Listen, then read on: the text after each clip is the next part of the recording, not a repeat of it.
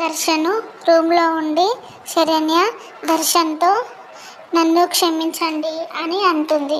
అప్పుడు దర్శను ఎందుకు అని అంటాడు. అందరి ముందు మిమ్మల్ని అవమానించేలా తప్పుగా మాట్లాడాను, ఏవేవో వాగేశాను అని శరణ్య దర్శన్తో అంటే దర్శన్ నుండి ఇట్స్ ఓకే శరణ్య, అయిందేదో అయిపోయిందిలే అని దర్శన్ అంటాడు. కానీ ఇక ముందు అలాంటి సమస్యలు ఏమైనా వస్తే ముందు నువ్వు వచ్చి నాకు మాట చెప్పాలి అంటూ దర్శన్ శరణ్యతో అంటాడు. అప్పుడు శరణ్య ఉండి అలాగే అండి, ఇంకెప్పుడు అలాంటి పని చెయ్యను అని చెప్పి శరణ్య దర్శన్ రూమ్లో నుంచి బయటకు వెళ్ళిపోతూ ఉండగా అక్కడికి ఆనంద భైరవి శరణ్యకి ఎదురుగా వచ్చి నువ్వు ఇలాగే దర్శన్ మనసుకు చాలా దగ్గరగా ఉండు, ఇప్పుడిప్పుడే దర్శన్ నీకు నీ మీద మంచి అభిప్రాయము ఏర్పరచుకుంటున్నాడు, అది ప్రేమగా మార్చుకో శరణ్య అని సంతోషంగా శరణ్య చెప్తుంది.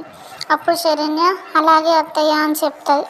కానీ ఇంతలో హాస్పిటల్లో అనన్య తలకి దెబ్బ తగిలిన అనన్యకు తలకు పట్టి కట్టుకొని తన పెద్దమ్మను బెడ్ మీద పడుకోబెట్టి డాక్టర్తో శరణ్య కుటుంబ సభ్యులతోటి ఇలా అంటుంది.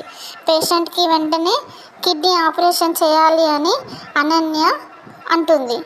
అక్కడే ఉండి అందరూ షాక్తో చూస్తారు. అప్పుడు డాక్టర్ ఎదురుగా వస్తారు.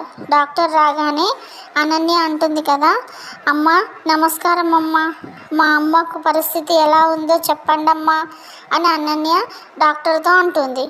పాపం పేషెంట్ పరిస్థితి అన్కంట్రోల్ సిచ్యువేషన్లో ఉంది, మెంటల్ హాస్పిటల్ ఎర్రగడ్డకు తీసుకెళ్ళాలి అని డాక్టరు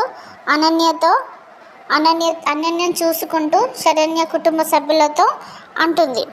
అప్పుడు నిన్ను మెంటల్ హాస్పిటల్ తీసుకెళ్ళాలట, భలే భలే భలే అని పిచ్చిదానిలాగా అనన్య చప్పట్లు కొట్టుకుంటూ వాళ్ళ పెద్దమ్మ మొహం చూసుకుంటూ అంటుంది.